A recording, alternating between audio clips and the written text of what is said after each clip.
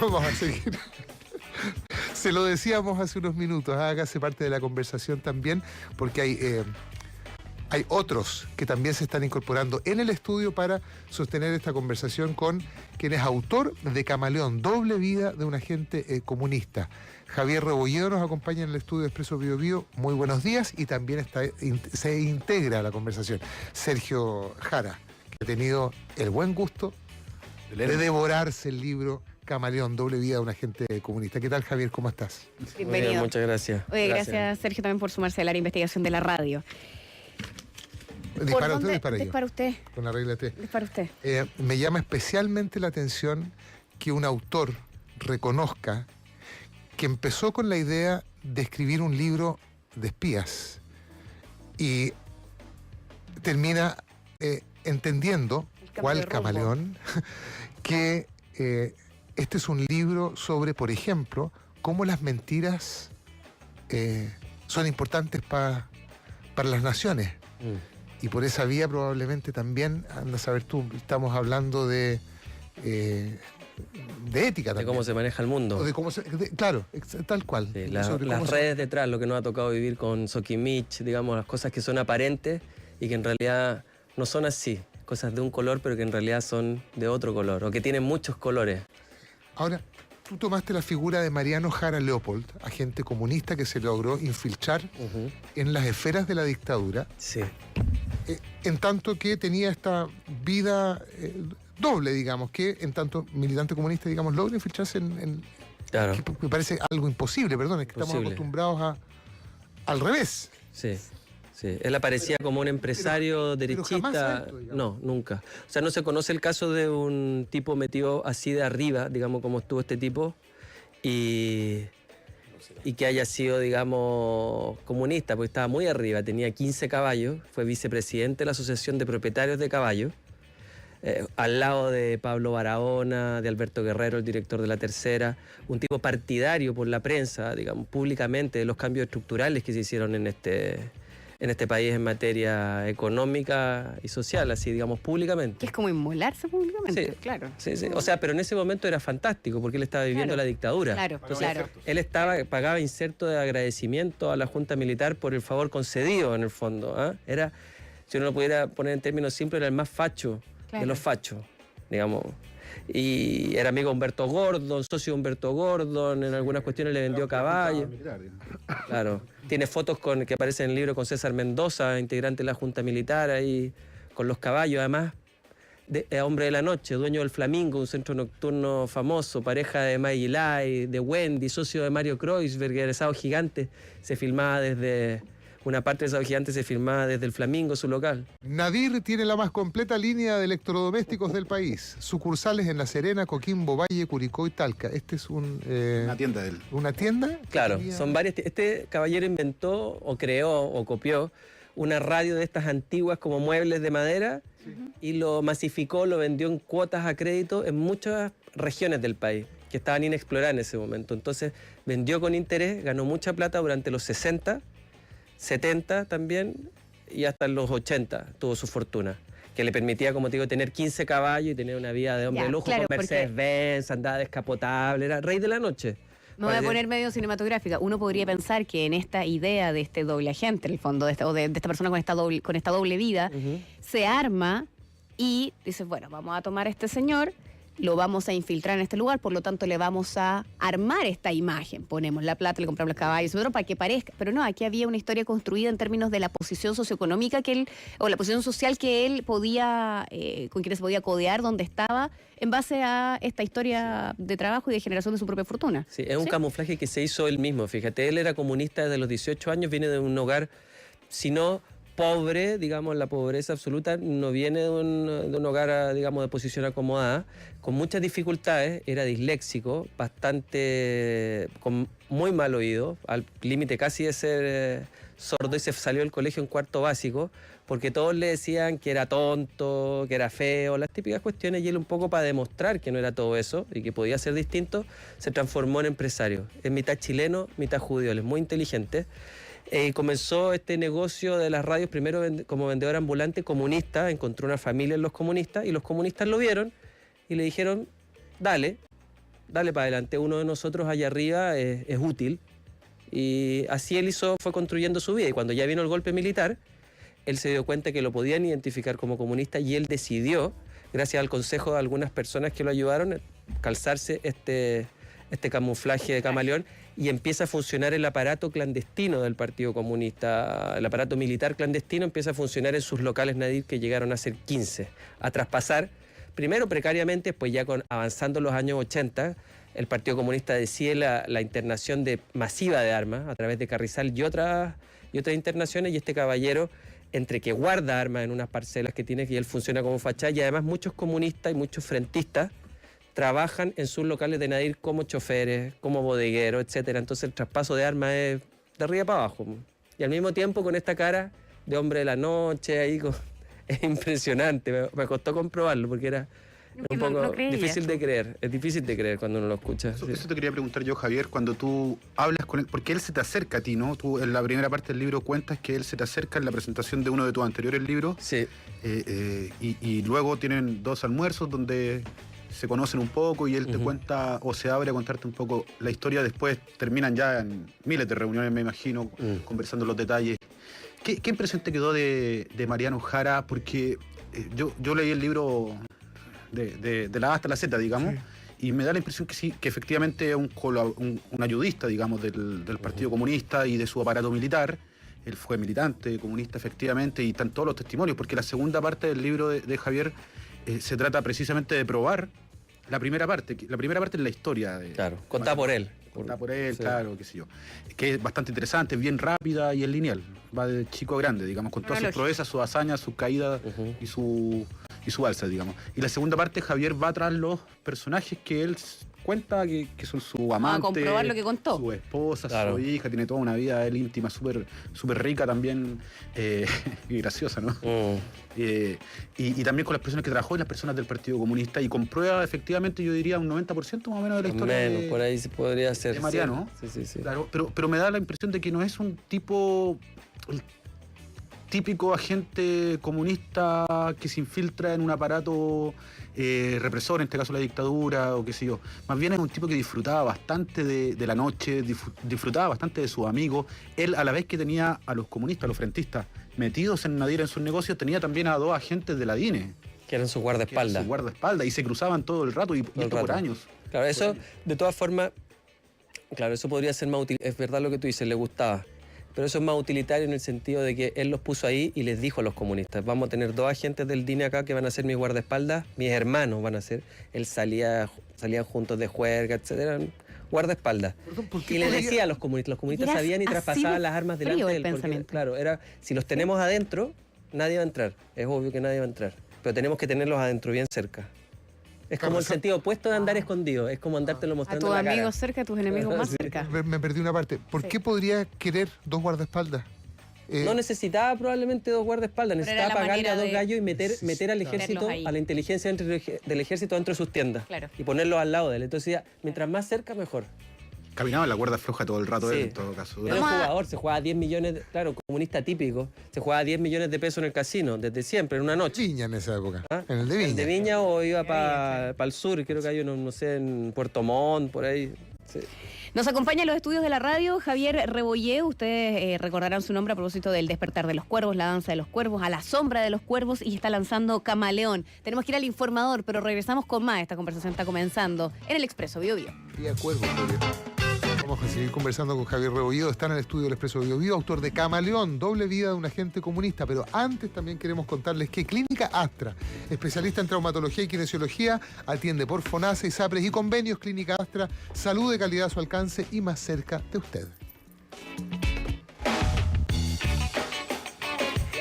Nos acompaña en el estudio, lo contábamos y habíamos dejado ahí en pausa la entrevista. Javier Rebolledo, autor de Camaleón, que por cierto, ¿ya está a la venta, Javier? ¿Salió ya? Está a la venta, está a la venta, sí. Ya. Ahora ya está a la venta, entiendo, desde hoy día. Editorial Planeta. Editorial Planeta, sí. A ver, ¿en qué librería se puede encontrar? Se supone que las grandes librerías, la Feria Chilena y la otra, la Altamira. Ajá. Altamira, sí. ¿Y va a haber una presentación luego? Me imagino. Y va a ser el jueves 7 de septiembre, el lanzamiento en Mavi, Museo de Arte, bla, bla, en Las Las Tarrias. Bla, bla. El museo. Iba a estar bla, bla. Alberto Mayol presentando, la Mónica González y Juan Andrés Guzmán.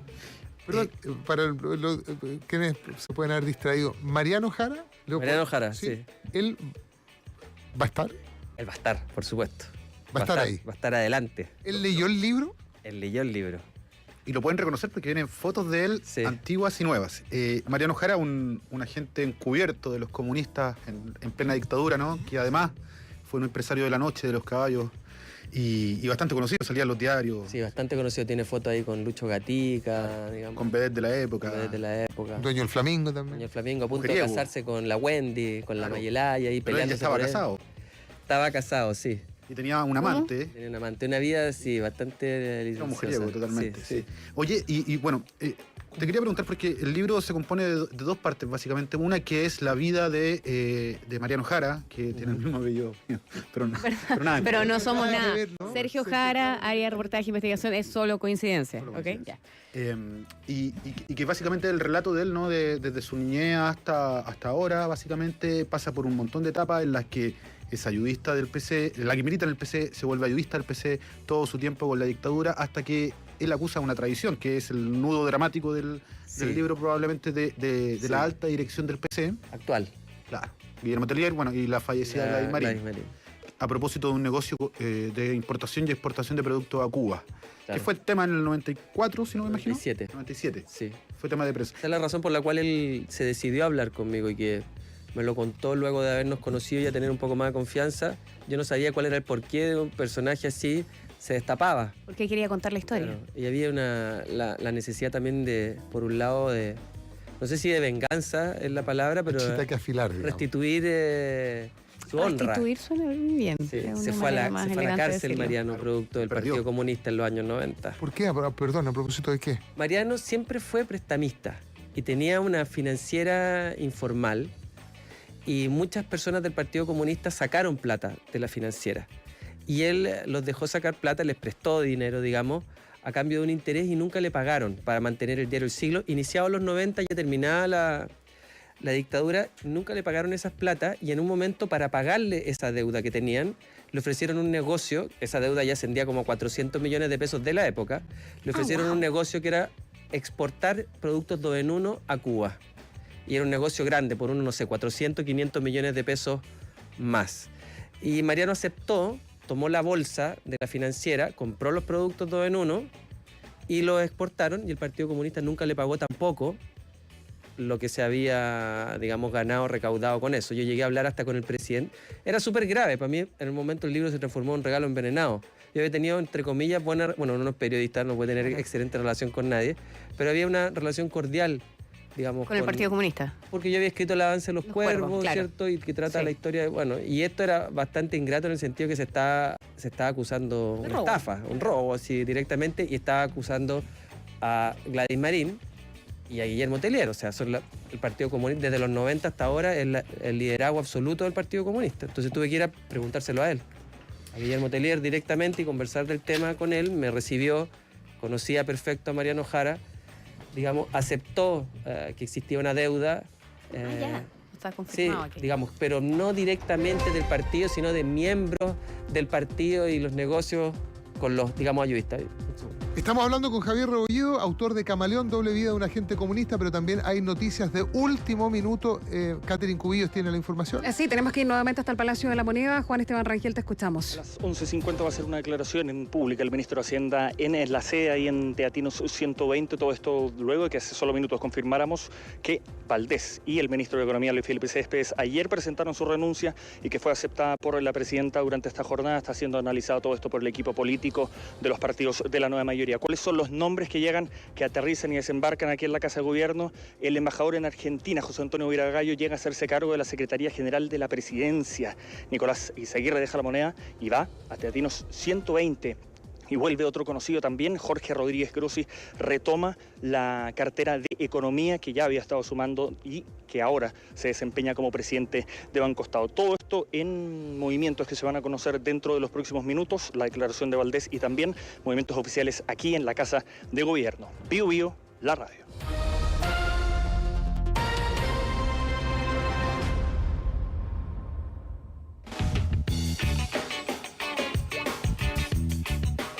Álvaro Escobar y Rayén Araya en Expreso Biobío. Ya, vamos a seguir atentos a lo que está ocurriendo en La Moneda a las 11:50. Entonces hablaría, de acuerdo a lo que informaba Juan Esteban Rangel, el ministro de Hacienda, Rodrigo Valdés, y están corriendo algunos nombres. Pero por lo pronto estamos en otra dije, ¿no es cierto? Sí, lo dije. En otra doble vida de un agente comunista, en este caso. Camaleón es el título de este libro que ha escrito Javier Rebolledo, esta investigación. Hablábamos de la detención de este proceso judicial por platas, digamos, a fines de los 90. Porque él acusa estafa. Estafa, a final de cuentas. Hay artículos que tú reproduces y que aparecen en el libro también, titulares de la época, la nueva Cutufa, ¿no es cierto?, que involucraría a personajes del Partido Comunista, etcétera. Pero hay una pasada de Mariano Jara, claro, antes de la década de los 90, antes de que termine la dictadura, de hecho, estando él infiltrado en las altas esferas de la dictadura, él cae preso. Él cayó preso producto de Carrizal Bajo. Carrizal Bajo. La internación, la internación de armas más grande en la historia de este país es Sudamérica, digamos. Antes de eso no había tenido nunca problema. Perdón, su plan era perfecto, su infiltración era perfecta. Nadie sospechaba de él, no había. No, lo estaba haciendo a la perfección. ¿Y cómo se llega a él a propósito de Carrizal Bajo? Porque cometió, entre comillas, un error. Uno de los jefes del aparato militar del Partido Comunista, que trabajaba como nochero de Nadir, y era el jefe de Mariano dentro del aparato militar. Era paradójico, porque de día el caballero le decía, oiga, don Mariano, y lo trataba de jefe, pero en realidad en el partido ese caballero era jefe. Era jefe de Mariano. Y así se relacionaban. Bonito. Y el caballero le dice, ¿sabes qué? Estamos en algo difícil, hay que comprar parcelas. Hay que adquirir, y usted necesita que firme la promesa de compraventa de una parcela. Cuando descubre, él lo hace. Cuando descubren Carrizal Bajo, la CNI empieza a investigar todo, obviamente, da vuelta a todo, y llega a las parcelas donde estaban escondidas las armas y revisa en las notarías las escrituras de compraventa y todos los documentos legales, cómo se hizo esta cuestión, y ahí encuentran la firma de Mariano Jara firmando la promesa de compraventa. No lo puede creer. ¿Ah? No lo deben haber podido creer, claro. De hecho, él se defendió con diente y uña. Claro, imagínate. Sí, Corbalán fue y lo interrogó primero en su local. Amigos. Sí, conocido. Con Corbalán eran conocidos, no alcanzaban a ser amigos. Con Humberto Gordon, que era superior de Corbalán, era amigo, digamos, le había vendido caballos, se habían sacado fotos en la hípica, conocidos de la hípica. ¿Dónde le interroga Corbalán? Corbalán llega a Nadir, a la sede central de Nadir, que estaba en el barrio Franklin.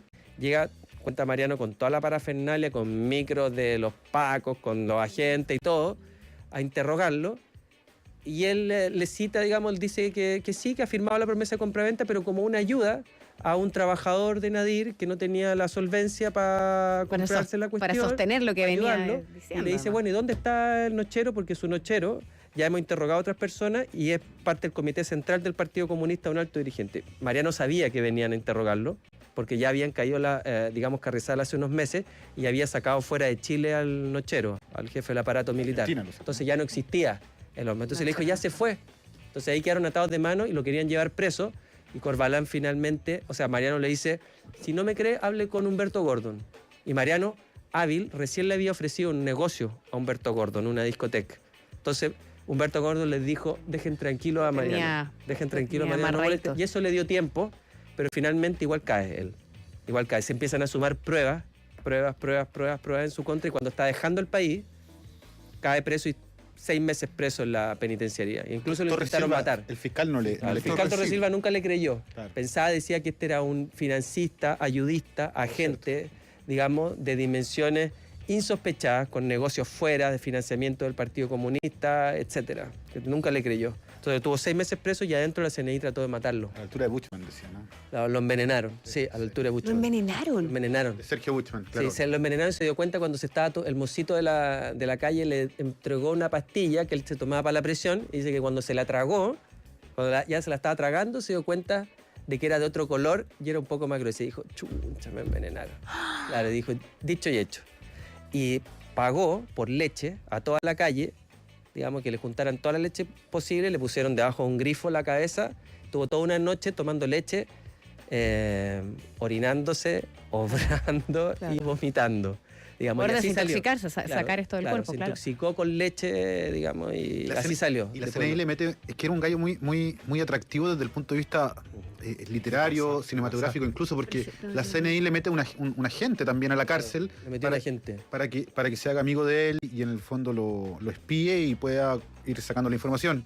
Claro. Y este gallo con preso. su... Se hicieron amigos. Se hicieron amigos. Claro, se hicieron Y lo amigos. termina ayudando cuando Sí, sale de la cárcel, lo sí. mete en los diarios. Claro, y dice que la sabiduría de los presos, igual a él le pusieron el frentista. A Claro. Mariano los presos lo bautizaron Igual. como el frentista, Y al no le otro- creían. Y al otro como Decía, la gente de la CNI. son muy habilosos los presos, no tienen ninguna moral, pero son muy habilosos. Igual me pusieron el frentista.